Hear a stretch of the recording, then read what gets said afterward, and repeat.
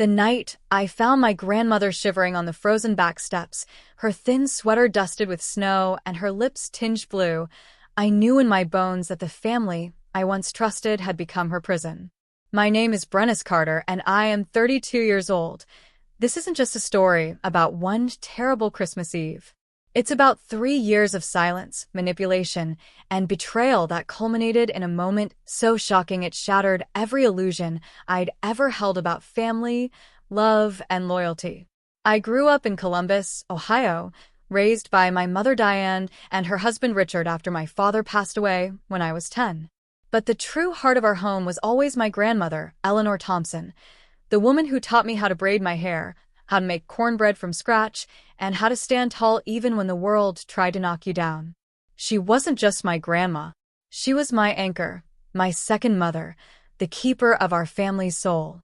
When she began showing signs of mild cognitive decline at 78, I begged to bring her to live with me. I had a spare room, a stable job as a medical billing coordinator, and an unshakable promise: I will never let anything happen to you. But my mother stepped in, sweetly, calmly, and said, "Don't worry, Brennis. We'll take care of her. She deserves to stay in the family home, with us." I believed her. I handed over power of attorney, trusting them completely. For 3 years, I called every Sunday without fail. Grandma would answer, but something felt off. Her voice was flat. She repeated herself. There were long pauses, like someone was listening. Once, I heard a door slam in the background and her breath catch. "Is everything okay, Grandma?" I asked. "You know you can tell me if something's wrong." A silence stretched so long I thought we'd been disconnected. Then she whispered, "Life changes as we age, Brennis. Some things are beyond fixing." The words haunted me, but I didn't act. I made excuses. She's getting older. Maybe she's just tired. And then came Thanksgiving, the holiday I hadn't planned to attend because my flight was canceled due to a snowstorm. During our weekly call, I could hear someone enter the room. Grandma lowered her voice. That night, I Googled elder abuse warning signs. Isolation, unexplained fear, financial exploitation. All of it fit. So, I booked a new flight, not telling anyone. I would surprise them. I would see for myself. On December 24th, Christmas Eve, I arrived at their 2-story colonial home under a sky heavy with snow. Lights twinkled along the roofline. Holiday music drifted through the windows. Inside, laughter echoed, champagne glasses clinked, and the smell of roasted turkey filled the air. It looked like a postcard-perfect celebration. But something felt wrong. The side door was slightly ajar. I pushed it open and saw her. My grandmother, sitting alone on the porch bench, hunched over, trembling violently. Her silver hair, once neatly styled, hung loose and tangled. Her skin was icy. She wore only a thin cardigan and slippers. No coat, no gloves. The temperature was 31 degrees. I dropped my suitcase and ran to her. "Grandma," I gasped, wrapping my arms around her. She looked up, eyes clouded with confusion and cold. "B. Brennis," she stammered. "You came?" I lifted her into my arms. She was frighteningly light, like a child, and carried her inside. The warmth hit me like a slap. Guests turned, smiling until they saw who I was holding. My mother Diane froze mid-laugh. Richard, my stepfather, stood slowly, his face tightening. "What are you doing?" he demanded. "You can't just barge in like this." I didn't answer. I laid Grandma gently on the couch, wrapped her in a blanket, and pressed a hand to her forehead. "Still too cold." "How long has she been outside?" I asked, my voice steady despite the fury boiling inside. "She went out for fresh air," Richard said casually. "She likes it." "It's below freezing," I shot back. "And she's wearing slippers." "That's not fresh air. That's punishment." My mom stepped forward, fake concern in her eyes. "Brennis, calm down. You're upsetting everyone." "I'm upset because you left her outside for hours." "Where's her phone? Her medication? Her dignity?" Silence fell. Then Grandma spoke, weak but clear. "They took my phone. They said I was calling too much. And, tonight, I spilled water on the tablecloth. Richard said I needed to cool off. My blood turned to ice. How long was she out there? I asked again.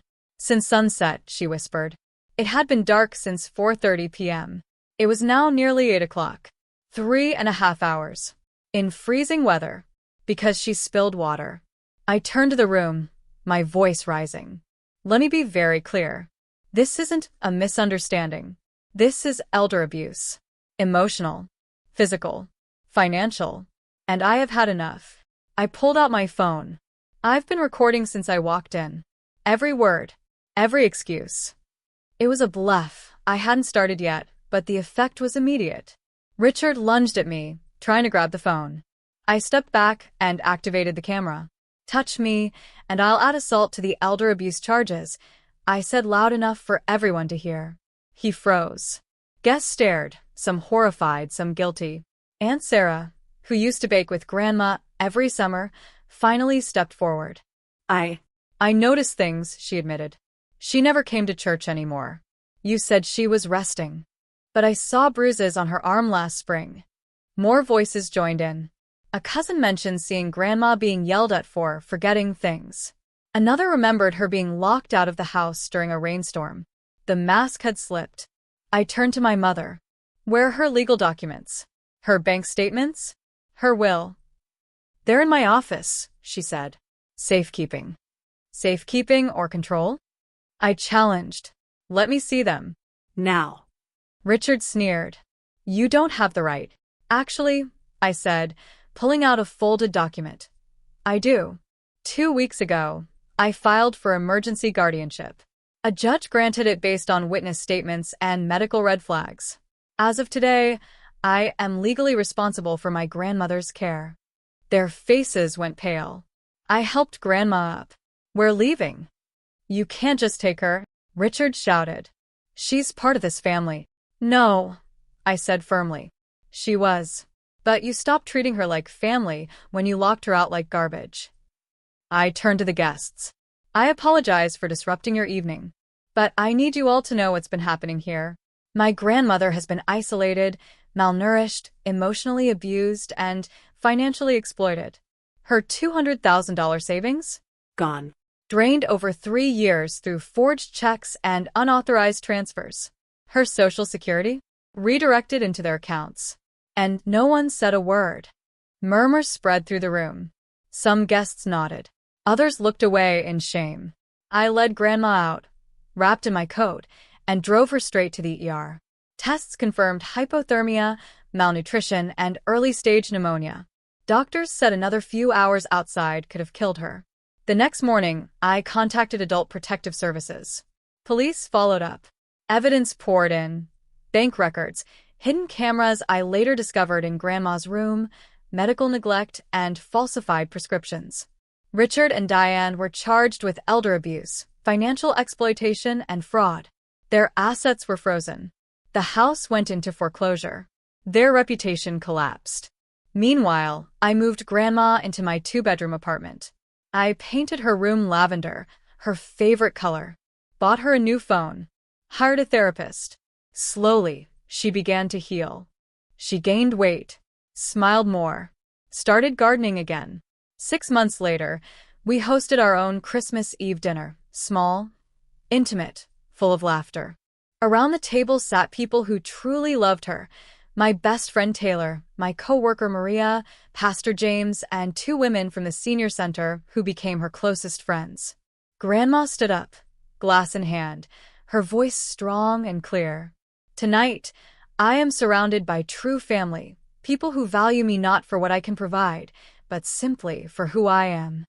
She toasted to speaking up, to second chances, to love defined by actions, not blood. Watching her radiant in candlelight, I felt a peace I hadn't known in years. If you've ever doubted your instincts, if you've been told you're overreacting for protecting a loved one, let this story remind you. Your voice can be someone's lifeline. Elder abuse thrives in silence. But courage breaks its chains. If this story touched you, please hit the like button, share it with someone who needs to hear it, and leave a comment telling me where you're watching from. Your attention could save a life. Subscribe for more real stories of resilience, justice, and the quiet heroes who choose truth over loyalty. Together, we can make sure no elder suffers in the shadows again.